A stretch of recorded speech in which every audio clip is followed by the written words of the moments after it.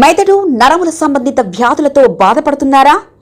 కర్నూలు, హైదరాబాద్, చెన్నై, బెంగళూరు వంటి నగరాలకు వెళ్లకుండా ఇప్పుడు మన పొద్దుటూరులోనే ఈ సమస్యల పరిష్కారానికి అందరి కోసం స్థాపించబడింది వెంకటారాధ్య న్యూరో కేర్. మా అడ్రస్ డోర్ నంబర్ 9/397 ఈశ్వర గ్యాస్ ఏజెన్సీ పక్కన, హోమాస్పేట, పొద్దుటూరు, కడప జిల్లా. మా ఫోన్ నంబర్ 8519901459.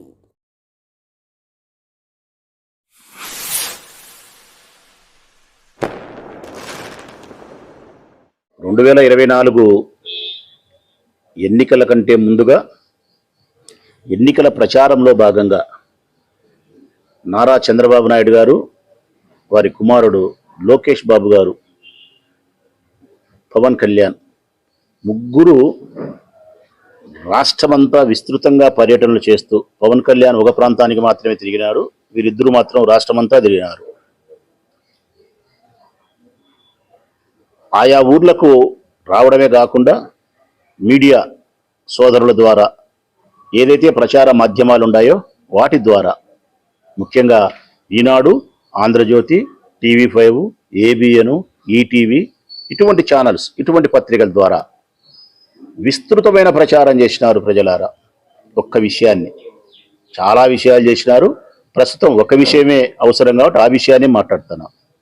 ఏంటంటే వాళ్ళు చేసిన ప్రచారం, మాకు ఓటు వేయండి, కూటమిని గెలిపించండి, కూటమిని అధికారంలోకి తీసుకురండి, మేము అధికారంలోకి వచ్చిన తర్వాత 100 రోజుల లోపలనే మెగా డిఎస్సి పేరుతో సుమారుగా 52,000 టీచర్ ఉద్యోగాల నియామకాలను జరుపుతాము.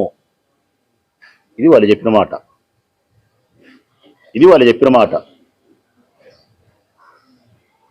రెండవది వాళ్ళు చెప్పిన మాట ఏంటంటే కనుక, ఉద్యోగాలు ఇస్తాము, ఇటు టీచర్ ఉద్యోగాలు కానీ, పరిశ్రమలు తీసుకొచ్చి ఉద్యోగాలు కానీ ఇస్తాము. ఉద్యోగాలు వచ్చేదానికి ఆలస్యమైతే ఉద్యోగం వచ్చేంత వరకు ప్రతి నిరుద్యోగ యువతి యువకులకు నిరుద్యోగ భృతి 3,000 రూపాయలు ఇస్తాము.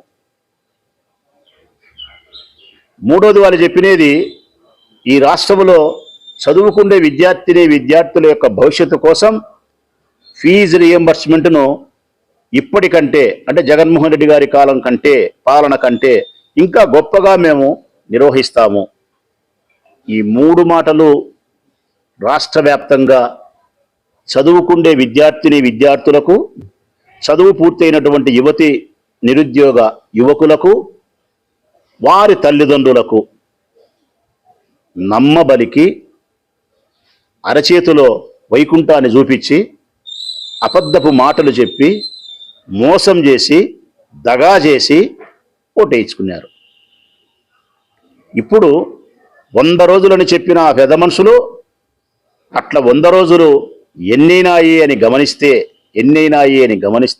1000 రోజులు కావస్తుంది. ప్రజలారా, 1000 రోజులు కావస్తుంది. 100, 200, 300 కాదు, 2 సంవత్సరాలు దాటిపోయింది. జూన్కు, జూలై, ఆగస్టు మరొక 2 నెలలు కూడా గడుస్తూ ఉంది. అంటే మరొక 60 రోజులు గడుస్తూ ఉంది. 720 రోజులకు 60-70 వేసుకుని 800 రోజులు. అంటే 100 రోజుల్లో చేస్తామన్న ఈ పెద్ద మనుషులు సుమారుగా 1000 రోజులు కావస్తా ఉంటే కూడా వీటిని అమలు పరిచినారా, అమలు పరచలేదా? ఒక్కసారి ఆలోచించండి ప్రజలారా. మొట్టమొదటిది మెగా డిఎస్సి.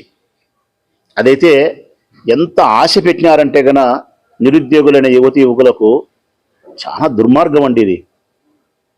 ఎంత ఆశ అంటే వాళ్ళని పాపం మభ్యపెట్టినారు ఆ పిల్లలను.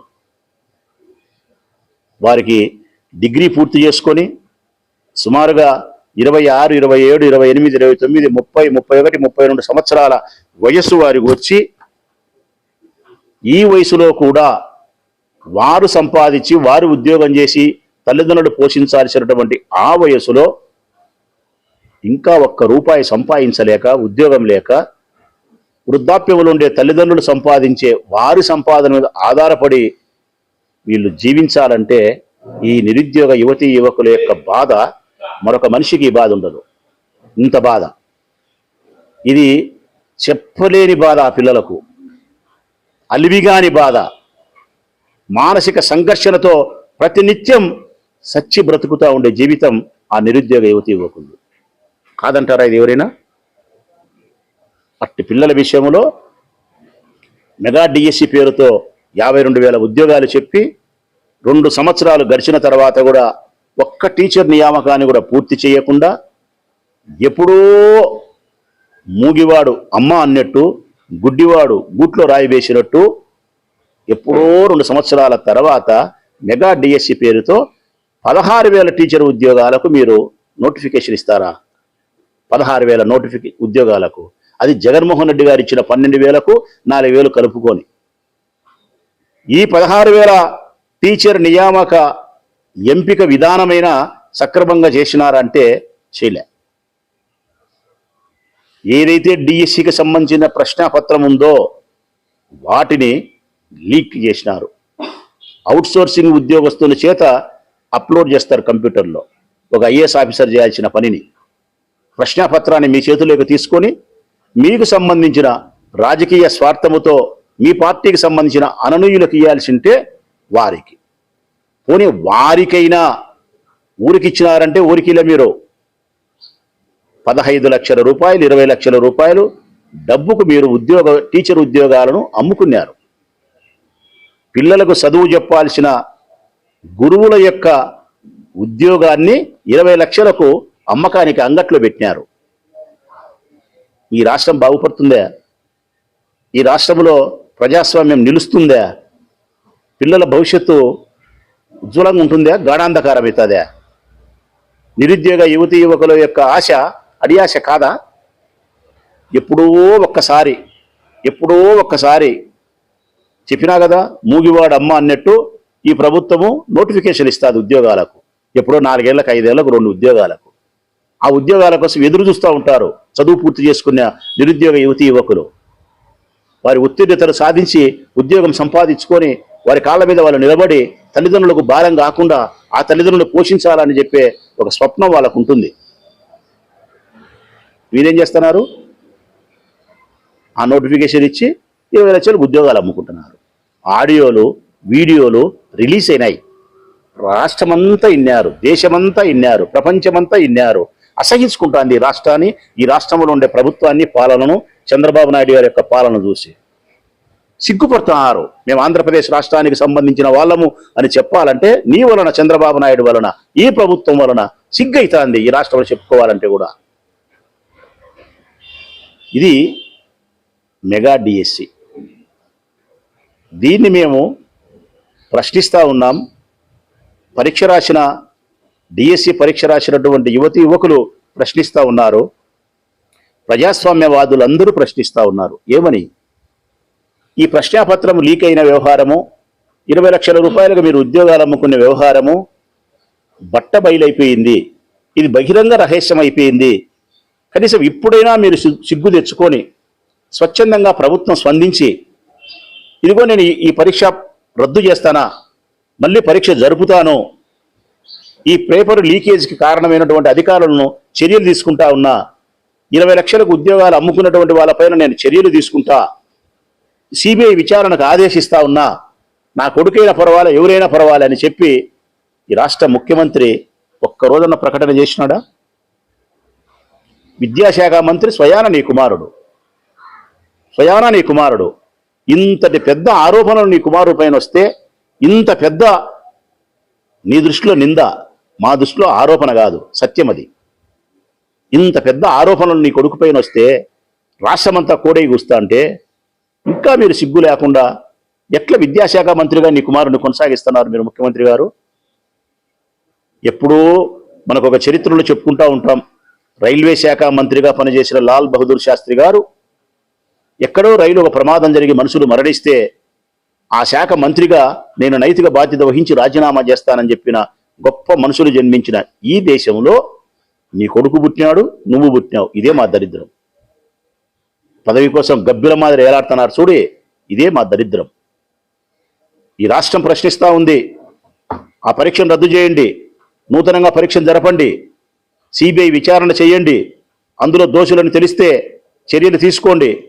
అంతవరకు ఆరోపణ ఎదుర్కొంటున్నారు కాబట్టి నీ కొడుకు తన మంత్రిత్వ యొక్క శాఖకు రాజీనామా చేయాలని చెప్పి కోరుతున్నారు. ఇందులో ఏం పెద్ద మీకు నష్టం వచ్చేది ఉందని చెప్పి మీరు స్పందించకుండా ఉన్నారు. మీ వైపు న్యాయం ఉన్నప్పుడు, ఆ పిల్లల వైపు న్యాయం ఉన్నప్పుడు, ఆ పిల్లల యొక్క భవిష్యత్తును మీరు అంధకారం చేస్తా ఉన్న మాట నిజమే అయితే, అంగట్లో అమ్మకానికి పెట్టినట్టు, సరుకులు అమ్మకాలు పెట్టినట్టు టీచర్ ఉద్యోగాలు 20 లక్షలు మీరు అమ్మకాన్ని పెట్టి అమ్ముకునేది నిజమని ఆరోపణ చేసినప్పుడు మీరు స్పందించరా? ఈ ప్రభుత్వం నైతిక విలువలతో పారదర్శకంగా పనిచేయదా? పని చేయదు. ఇక రెండవది, ప్రజలారా, మీ పిల్లల కోసం గొంతు కోసినారు వీళ్ళు. రెండవది, మీ పిల్లల గురించి చెప్పిన మాట నిరుద్యోగ భృతి. ఎంత ఆశ పెట్టినారు, ఎంత నమ్మబలికినారు, ఎంత నమ్మక ద్రోహులు వీళ్ళు. మనం చరిత్రలో పూర్వకాలం మన పెద్దలు చెప్తా అంటే విన్నాం. నిజంగా నేను కానీ మీరు కానీ మనం చూడలే. నిజంగా ఆ సామెతలన్నిటినీ మన పెద్దలు పెట్టిన ఆ ఏదైతే సామెతలు ఉన్నాయో అవన్నీ ఒక్కటొకటిగా ఈ కాలంలో మన కళ్ళకు కనిపిస్తా వస్తున్నాయి. చంద్రబాబు నాయుడు యొక్క వారి కుమారుడు లోకేష్ యొక్క రూపంలో ఆ సామెత ఏదంటే తడిగుడ్డతో గొంతులు కోసేది అన్నారు. నాకు అర్థం కాలే చాలా ఏళ్ళు. గుడ్డతోనే గొంతు కోయలేరే, పోనీ గుడ్డ ఏదైనా 10 గంట ఎవరో తెగుతుంది అనుకున్నావు, తడిగుడ్డతో గొంతులెట్టకు వస్తారు రబ్బా నాయన అనుకుంటాను మీరు కానీ నేను కానీ. ఇదిగో ఇట్లా వస్తారు ప్రజలారా. చంద్రబాబు నాయుడు లోకేష్ ఇప్పుడు చేస్తున్నారు కదా, నిరుద్యోగ భృతి 3,000 రూపాయలు ఇస్తా, 20 లక్షల ఉద్యోగాలు ఇస్తా, మీ పిల్లలకు స్వర్గం చూపిస్తా అని చెప్పి నమ్మబలికినారు చూడి. అదే ఆశ పెట్టడం, నమ్మబలకడం. గెలిచిన తర్వాత ఇప్పుడు ఎగరగొట్టినారు చూడి, దీన్నే తడిగుడ్డతో గొంతు కొయ్యడం అంటారు. ఈ రాష్ట్రంలో నిరుద్యోగ యువత ఎవరికైతే మీరు నిరుద్యోగ భృతి 3,000 రూపాయలు ఇస్తామని చెప్పి 3 దమ్డీలు కూడా ఇవ్వనుండారో తడిగుడ్డతో గొంతుకు వచ్చినారు. వారికి చేసిన మోసానికైతే, వారికి చేసిన మీరు అన్యాయానికైతే, వారికి ఇంత తీవ్రమైన అబద్ధం చెప్పి మీరు మోసానికైతే మాత్రం మా భాషలో అయితే, సామాన్యులమైన మా భాషలో అయితే మీ కడుపులో పురుగులు పడతాయరా స్వామి అంటారు. మీ కడుపులో పురుగులు పడతాయరా స్వామి అంటారు. నిజం. ఈ పిల్లలకు మీరు అన్యాయం చేసిన తర్వాత, మోసం చేసిన తర్వాత పురుగులే పడతాయి మీ కడుపులో. ఇచ్చినారా 3,000? పూరి 20 లక్షల ఉద్యోగాలు ఇస్తామన్నారు, ఇచ్చినారా? 22 లక్షల ఉద్యోగాలు ఇచ్చినామని చెప్పి అబద్ధం చెప్తారా? ఎక్కడ పరిశ్రమలు వచ్చినాయి? ఎక్కడ ఉద్యోగాలు వచ్చినాయి? ఎక్కడ సాక్ష్యం ఉంది మీకు? పార్లమెంటులో కేంద్ర ప్రభుత్వాన్ని మా ఎంపీలు అడిగిన ప్రశ్నకు కేంద్ర ప్రభుత్వం, భారతదేశ కేంద్ర ప్రభుత్వం ఆధారపూర్వకంగా అథారిటీవ్గా ఇచ్చినటువంటి సమాధానం, ఈ రాష్ట్రంలో కేవలం 10 కంపెనీలు మాత్రమే ప్రారంభించినారు. ఆ 10 కంపెనీల పెట్టుబడి కేవలం 6,000 కోట్లే. ఆ 10 కంపెనీలు పూర్తి అయితే 22,000 ఉద్యోగాలు వస్తాయి. 22,000 ఉద్యోగాలు వచ్చినాయి కాదు, 22,000 ఉద్యోగాలు వస్తాయి. ఈ పరిశ్రమలు పూర్తి అయ్యేదెప్పుడు? ఈ 22,000 ఉద్యోగాలు వచ్చేదెప్పుడు? మరి నువ్వు 22 లక్షల ఉద్యోగాలు 22 నెలలకు ఇచ్చినా అని చెప్పిన మాట అబద్ధం కాదా? ప్రకృతి వికృతి అనేది ఎట్లయితే విన్నామో ప్రకృతి వికృతి. ప్రకృతి సహజమైనటువంటి ఒకటి, ప్రకృతికి విరుద్ధమైనది ఒకటి. దీన్నే ప్రకృతి వికృతి అంటారు. సత్య హరిశ్చంద్రుడు ప్రకృతి, దానికి వికృతి నారా చంద్రబాబు నాయుడు. అది సత్యము, ఇది అబద్ధము. ఇంతకంటే ఉపమానాన్ని నేను పోల్చలేను ప్రజలారా. ఇంతకంటే ఘోరమైనటువంటి అబద్ధాలు ఈ రాష్ట్ర చరిత్రలోనే కాదు, ఈ దేశ చరిత్రలోనే ఎవరు చెప్పిండారు? మరొకటి, మీ పిల్లలకు చెప్పిన మాట ప్రజలారా, ఫీజు రియంబర్స్మెంట్. ఇది ఈ పథకాన్ని ప్రవేశపెట్టింది, ఈ పథకానికి ప్రాణం పోసింది, ఈ పథకాన్ని సృష్టించినటువంటి జీవనకర్త, కర్మ క్రియ స్వర్గీయ డాక్టర్ వైఎస్ రాజశేఖర రెడ్డి అన్న. ఎక్కడున్నాడా మహానుభావుడు? స్మరిస్తాను ఆ మహానుభావుడిని. నేనొక్కనే కాదు, ఈ రాష్ట్రంలో ఉండే ప్రజలందరూ స్మరిస్తున్నారు. ఈనాటికి కూడా మనిషి బ్రతికితే అట్లా బతకాల. చంద్రబాబు నాయుడు బతికితే అట్లా బ్రతకాల. మరణించి 16 సంవత్సరాలైనా ఆ మనిషిని ఈ బుద్ధుడికి ప్రజలు స్మరిస్తున్నారు. వారి గుండెల్లో దైవంలాగా భావిస్తున్నారు. రాష్ట్ర వ్యాప్తంగా విగ్రహాలు పెట్టుకొని పూజలు చేస్తున్నారు. ప్రతి ఒక్కరూ రాజశేఖర రెడ్డిని అన్నాని పిలుస్తున్నారు, తాతాని పిలుస్తున్నారంటే కారణం నేను చేసిన మంచి పనులు. ఆ మంచి పనుల్లో ఒకటే ఫీజు రియంబర్స్మెంట్ పథకం. బడుగు బలహీన పేదరిక వర్గాలకు సంబంధించిన ఏ పిల్లలు కూడా చదువుకునేదానికి డబ్బులు లేకుండా గుమస్తాలుగా పనిచేసే కర్షకులుగా కార్మికులుగా మిగిలిపోకూడదు. ఉన్నత స్థితిలోకి రావాలా, అందరికీ సమానమైనటువంటి విద్యా అవకాశాలు ఉండాలా, ఎదుగుదల అందరికీ సమానమే ఉండాలని చెప్పి ఆ మహానుభావుడు భావించి అద్భుతమైనటువంటి ఆలోచన విధానమే ఫీజు రియంబర్స్మెంట్.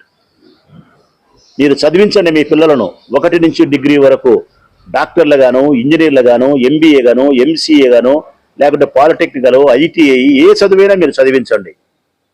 ఆ పిల్లవానికి అయ్యే ప్రతి రూపాయిని నేనే చెల్లిస్తా. మీరు చెల్లించిన తర్వాత ఫీజు రియంబర్స్మెంట్ తిరిగి మళ్ళా మీకు నేను ఇస్తానని చెప్పి ఆ పథకాన్ని ప్రవేశపెట్టిన తర్వాత ఈ రాష్ట్రంలో అక్షరాస్యత పెరిగింది. ఈ రాష్ట్రంలో మేధావులు పెరిగినారు, బయటి ప్రపంచానికి పోగలిగినారు, ఇంజనీర్లు, డాక్టర్ల సంఖ్య పెరగగలిగింది. ఎన్నో పేదరిక కుటుంబాలు ఉండే పేదరిక కుటుంబాలు వాళ్ళ పిల్లల యొక్క ఉన్నత ఉద్యోగ అవకాశాల వల్ల వాళ్ళ ఆర్థిక పరిస్థితి మారింది, వారి నాగరికత మారింది, వారి సంస్కారాన్ని ఆ చదువు మార్చగలిగింది. అంతటి గొప్ప మార్పుకు సృష్టికర్త, ప్రాణం పోసినవాడు స్వర్గీయ డాక్టర్ రాజశేఖర రెడ్డి అన్న. సరే, మంచిది, ఆ లీడర్ తీసుకొచ్చినాడు. కనీసం దాన్ని అమలుపరిచినావా నువ్వు? కనీసం నువ్వు చేయలేకపోయినావు. ఒక పథకాన్ని నువ్వు చేయలేకపోయినావు, ఒక పథకాన్ని ప్రవేశపెట్టలేకపోయినావు. ఎవరో ప్రవేశపెట్టారు.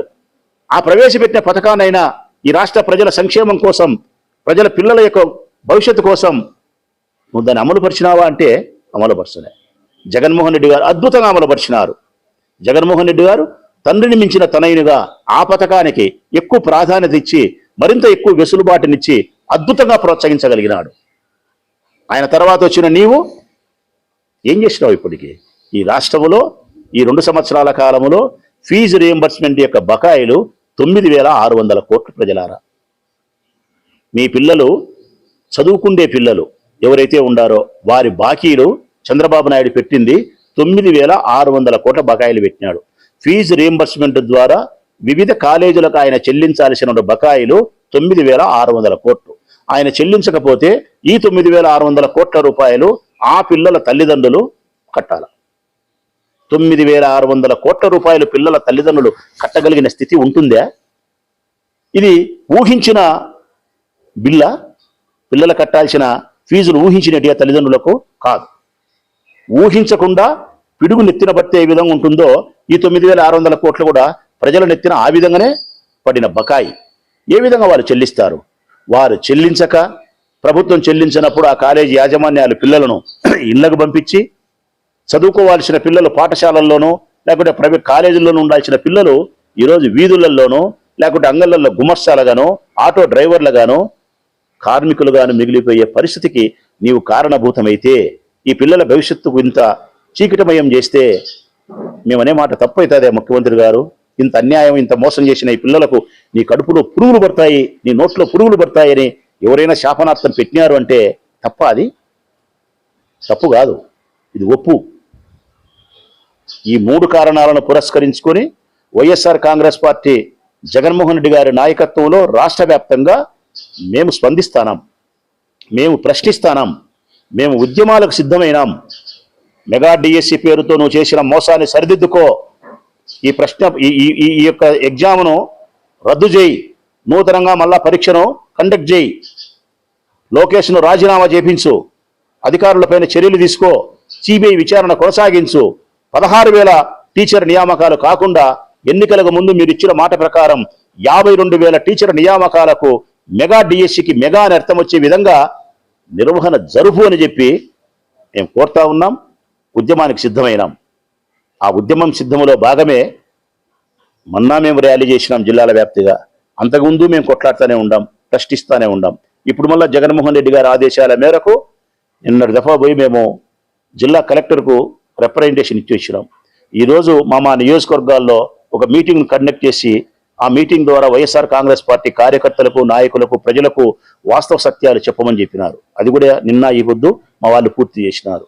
ఈ నెల 6, 7, 8, 9 ఈ 4 రోజులు 175 నియోజకవర్గాల్లో హెడ్ క్వార్టర్స్లో, అంటే ప్రొద్దుటూరులో ఎక్కడో ఒక చోట 4 కూడలి సెంటర్లో 4 రోజులు 6, 7, 8, 9 ఈ నెల రిలే నిరాహార దీక్షలు జరపమని చెప్పినారు. ఉదయం 9 నుంచి సాయంకాలం 5 వరకు విద్యార్థులతో కానీ, యువతతో కానీ, డిఎస్సి పరీక్షలు దగాపడ్డ ఆ యువకులతో కానీ, వైఎస్ఆర్ కాంగ్రెస్ పార్టీ కార్యకర్తలు, నాయకులతో, ప్రజలతో, మేధావులతో రిలే దీక్షలు జరపమని ఆదేశం. దాన్ని జరుపుతాను. 10వ తారీఖున రాష్ట్ర వ్యాప్తంగా ఒక చోట నుంచి ఎంఆర్ఓ కార్యాలయమో, ఆర్డీఓ కార్యాలయమో, మున్సిపల్ కార్యాలయమో, ప్రభుత్వానికి సంబంధించిన ఒక శాఖ ఉన్నతాధికారికి ఒక రిప్రజెంటేషన్ ఇచ్చేదాని కోసం గొప్ప నిరసన ర్యాలీ చేయమన్నారు 1000 మందితో 10వ తారీఖున. అది కూడా నిర్వహిస్తాను. ఈ కార్యక్రమంలోకి ముఖ్యంగా ఈ డిఎస్సి ఎగ్జామ్ రాసి దగాపడిన యువతీ యువకులను ఆహ్వానిస్తా ఉన్నాం. మీ నియోజకవర్గాల్లో దగాపడిన ఓ యువతీ యువకులారా, మెగా డిఎస్సి ద్వారా దగాపడిన ఓ యువతీ యువకులారా, ఈ ఉద్యమంలో మీరు భాగస్థులు కావాలి. మీరు భాగస్థులు కాగలిగినప్పుడే ఈ ఉద్యమం విజయవంతమవుతుంది. వైఎస్ఆర్ కాంగ్రెస్ పార్టీది బాధ్యత. యువతీ యువకులు, నిరుద్యోగ యువతీ యువకులది భవిష్యత్. మీ భవిష్యత్తును అందంగా తయారు చేసుకోవాలంటే నేడు మీరు ఈ కూటమి పైన ధర్మయుద్ధం చేయాల్సిందే. మీరు ధర్మయుద్ధం చేయకపోతే, నిరాశ నిస్పృహలతో మీరు కృంగిపోతా ఉంటే ఇట్లనే ఉంటారు తప్ప మీ హక్కులను మీరు సాధించుకోలేరు, మీ భవిష్యత్తుకు మీరు బాట వేసుకోలేరు. వైఎస్ఆర్ కాంగ్రెస్ పార్టీ బాధ్యతగా నిలబడుతుంది, మీకోసం ఉద్యమిస్తుంది. మీరు ఉద్యమంలోకి వస్తే మేము ఉద్యమించడమే కాదు, మీ భవిష్యత్తును అందంగా తయారు చేసే దానికోసం, మీ భవిష్యత్తు కోసం వైఎస్ఆర్ కాంగ్రెస్ పార్టీ బలిదానాలకు కూడా సిద్ధమవుతుంది. ఇది 100కు 100% నేను సత్యమే చెప్తాను. దయచేసి ఈ కార్యక్రమాల్లో మీరు పాల్గొనాలని పిలుపునిస్తా ఉన్నాం. వీటితో పాటు నిరుద్యోగ భృతి 3,000 రూపాయలు ప్రతి నిరుద్యోగ యువతి యువకుడికి ఇవ్వాలని చెప్పి ఈ ధర్నాలో మేము ఈ ఉద్యమంలో డిమాండ్ చేస్తా ఉన్నాం. ఫీజు రియంబర్స్మెంట్ 9,600 కోట్ల రూపాయల బకాయిలు వెంటనే ఆ ప్రైవేట్ కాలేజీలకు యాజమాన్యానికి చెల్లించి వారి వైపు నుంచి పిల్లల తల్లిదండ్రులపైన ఒత్తిడి లేకుండా పిల్లల కాలేజీకి వచ్చే స్థితిని కల్పించమని చెప్పి కోరుతా ఉన్నాం.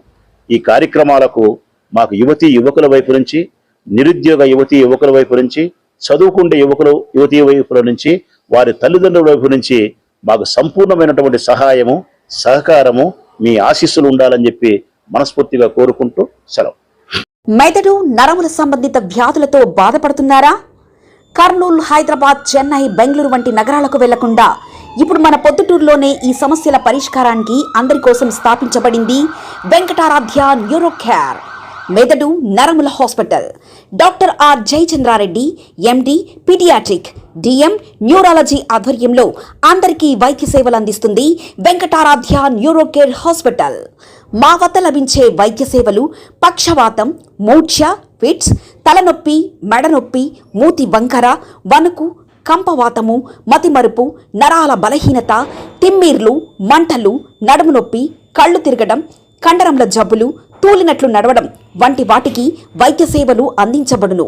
మూర్ఛ వ్యాధి పరీక్ష, వీడియో మూర్ఛ వ్యాధి పరీక్ష, నరాలకు సంబంధించిన కంప్యూటర్ కరెంటు పరీక్ష, కంటి నరములకు సంబంధించిన కంప్యూటర్ పరీక్ష, ఫిజియోథెరపీ వైద్య సదుపాయం, చెవి నరములకు సంబంధించిన కంప్యూటర్ పరీక్షలు ప్రత్యేకంగా చేయబడును.